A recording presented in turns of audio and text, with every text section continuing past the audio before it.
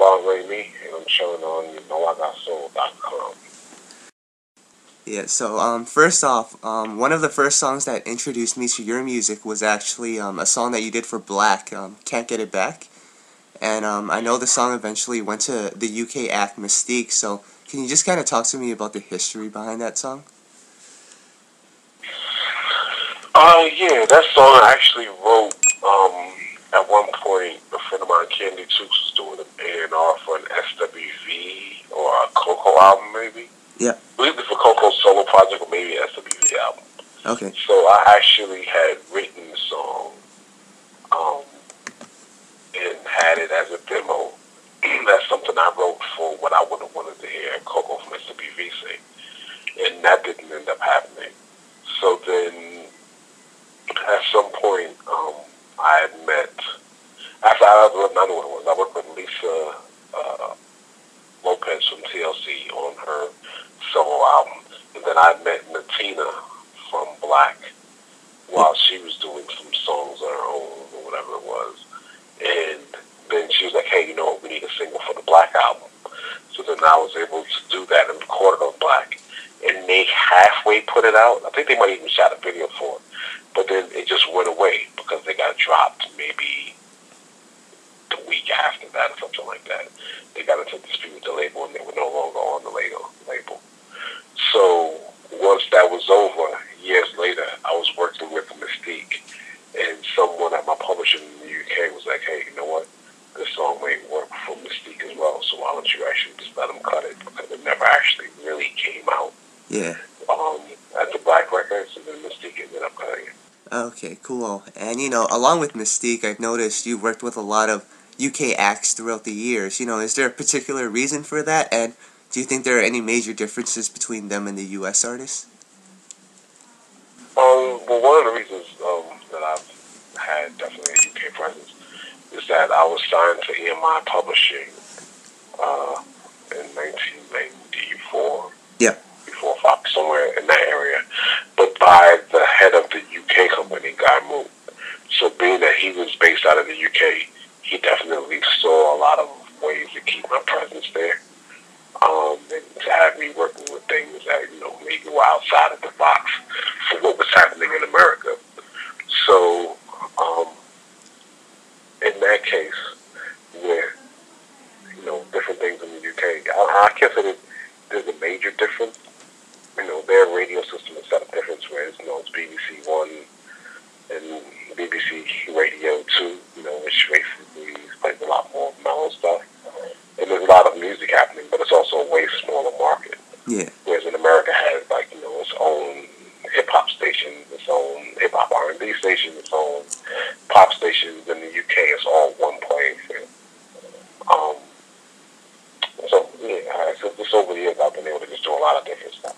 Okay. On both sides, and looking at the world as a global place as it is now with the internet, rather than looking at the world as where I am and where they are.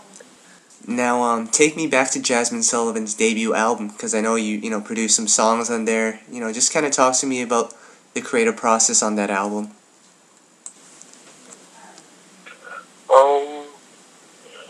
Well, with that album, it was basically, I'd already worked with Jazmine when she was signed to Jive Records before she was signed to J Records. Yeah.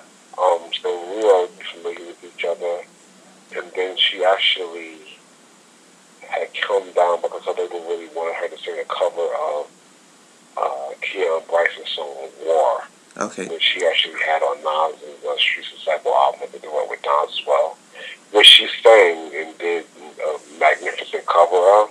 Yeah. But she did it just to appease the label. But they really weren't sure about, Jazmine's writing process. Yeah. So during the first session, she had the idea for Lions, Tigers, and Bears. Yeah. And I was able to kind of flush it out with her and come up with, another way to do the track and make it work. And then as well, we did Live a Lie. But by the time they really listened to Lions, Tigers, and Bears, it also convinced them that they should allow Jazmine to be her own writer because she was better than most. Yeah.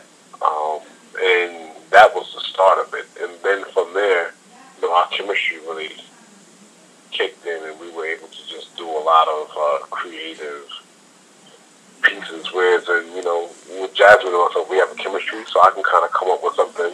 I say, that's it, you like it? She's like, yeah, all right, cool. And then she'll just write and go for it. She has a ridiculous vocal range, so she's able to really get through a lot of her own vocal ideas, and then, you know, I might add a suggestion on different ways to approach it, or ways to do it, or I'm malleable enough as a producer that she can come to me with an idea that she may have, and I'll be able to do it. Okay. Make it work. And along with Jazmine Sullivan, I know you've also done a lot of work with Amy Winehouse throughout the years, and when I listen to an Amy Winehouse song, it sounds kind of different from when I listen to a Jazmine song, and I find that kind of interesting because you're the producer on both of them, but you seem to be able to really capture their sound. So, you know, what is the approach to that, and how do you make sure that they're getting something that works for them?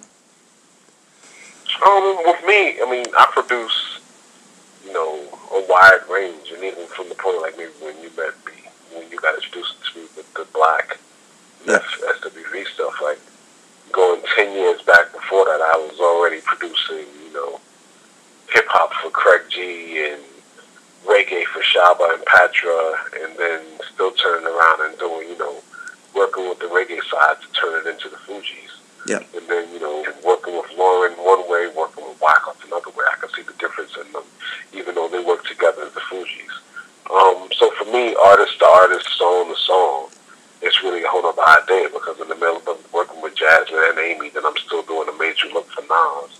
Yeah. Or something that's totally left, and at the same time, you know, going a whole other way with other artists. So for me, it's about the artist and making whatever the idea is come to life. Yeah. And Amy and Jazmine are different people, so their ideas will all together get sculpted to be different. It's like I'm making a movie. Yeah. So their two movies, their neighborhoods, their experiences, their opinions are different. So, you know, I put into their pie, their soup, their dish, what they actually get into, not just what I want. It's not about me, it's about what they want. Yeah, that's very true. And another artist I know you've been working with a lot in the studio is CJ Hilton, and you know, he's a newer artist, and you've worked with so many established artists throughout the years, so what is it about CJ that makes you want to work with him? He has a unique voice. I feel that he's a talent that will be around for years to come, regardless of whatever else it is. You know, CJ's a musician, can play a whole band worth of instruments, and you know, he's in his early 20s. He's a young guy who has loads of potential, and I really like working with people that have potential, because just as with everyone else, I got to Amy, Jazmine, Lauren, Wyclef when they were still young in their careers and didn't have any hits. Yeah. But I saw potential in them, so I like seeing the potential get realized by helping them figure out what about themselves now can actually appeal to the rest of the world. Yeah. And talk about your developments as a producer throughout the years. You know, have you noticed a difference in the way you approach music? I don't think it's necessarily changes. It's just developments in the sounds that I use. I mean, I've been doing a lot more movies now. I'm scoring the Sparkle film at the moment. So, like, my musical, even on Jazmine's album, like, I used a 65-piece orchestra in Prague. Yep. For Brush the Windows and Lions and Tigers. Like, that doesn't happen. Yeah. So it's like, in general, like, my musical expansions keep going to wherever my mind goes, and then I'm able to, you know, use the songs to catch up. Yeah. Alright, cool. And you know, I got a couple of songs here that you've produced throughout the years, and if I could, you know, just get some background on some of these songs. Okay. The first one is Monica's Cry, because I know I originally heard it by Jazmine Sullivan a couple years back, so I was just wondering what the history of that song was. It was a song that Jazmine wrote that wasn't meant to be released. Somebody, somehow, may have gotten a copy of it, but it was actually a song that Jazmine wrote that we had written during the first album, during the Fearless session. Okay. And Monica heard the song and loved it and wanted to cut it. So we cut it, and then, you know, the internet nowadays, I'm not a fan of how certain music just ends up in places that shouldn't be. Yeah. Can you kind of talk to me a little bit about Tamia's new single, Beautiful Surprise, and how you guys came up with that song? Um,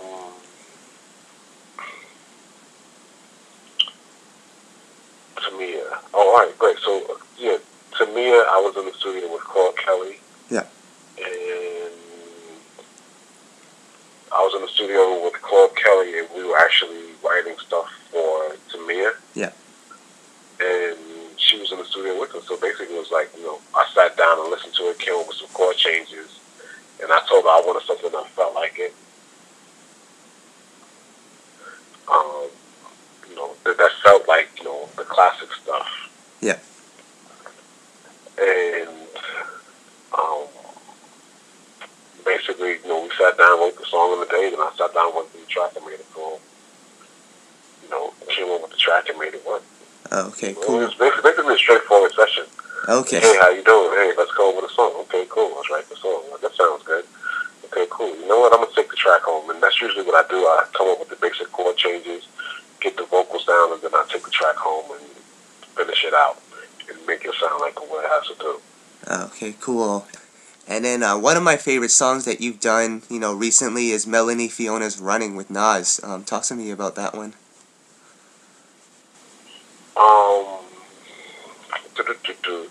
Melanie and I wrote a few songs for her new album. Priscilla and they actually wrote that with us. And they just told me they wanted something that felt soulful. And I'd actually done music for Melanie's first album that never came out. Yeah. So it was kind of like, all right, cool, let's get in and do something.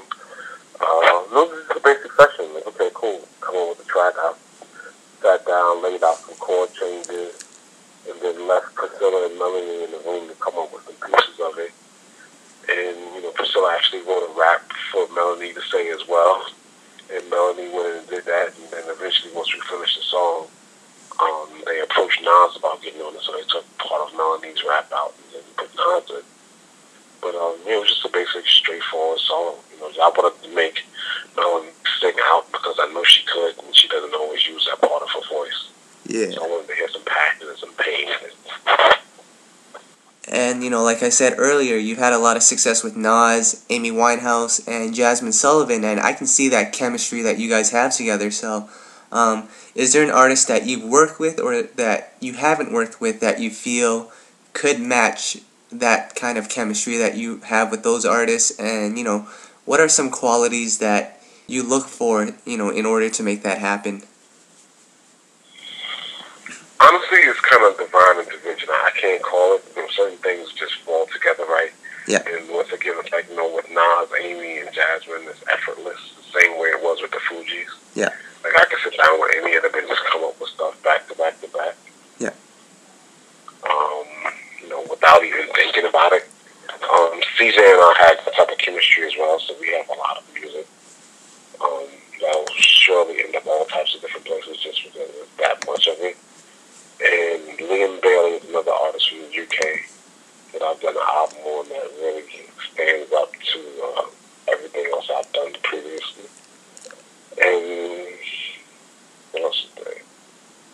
Nelly Furtado and I actually have a great chemistry as well, so I've done quite a bit of songs for her new album that's coming, and something featuring now is actually just got leaked today.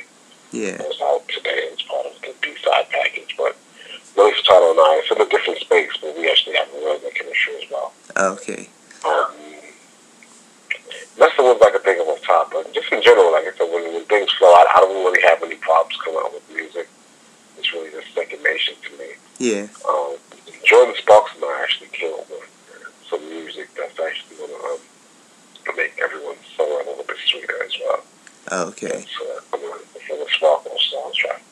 Okay. For our new album. Okay, cool. And have you had a chance to work with Jazmine, for her upcoming album yet? Not yet, but I will soon. It's kind of like when they get to a place, and I'm sure I will in the coming weeks. Okay, cool. What projects can we expect you on? I know you're on the new Usher album. What else can we expect you on? New Alicia Keys album, new Neo album. Actually, Neo and I work very well together as well. Okay. We have written quite a lot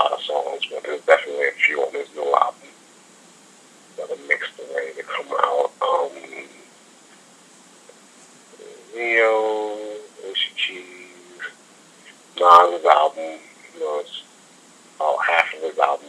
There's 6 songs on the new album that's coming out. Some really special pieces on there. Anthony Hamilton. I can't even think of them all now. Oh, There's okay. just always something going on. But, you know, CeeLo, actually, you know, there's a lot of stuff out there with CeeLo as well. Okay, cool. We had a great chemistry. I mean, mainly Bodies ended up on the first album. Miguel's new album is crazy.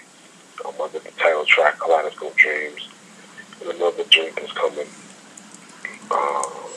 Miguel's stuff is actually really good. We have a serious chemistry as well without even trying. All I Want Is You and one of the songs off the new album were pretty much done the same day.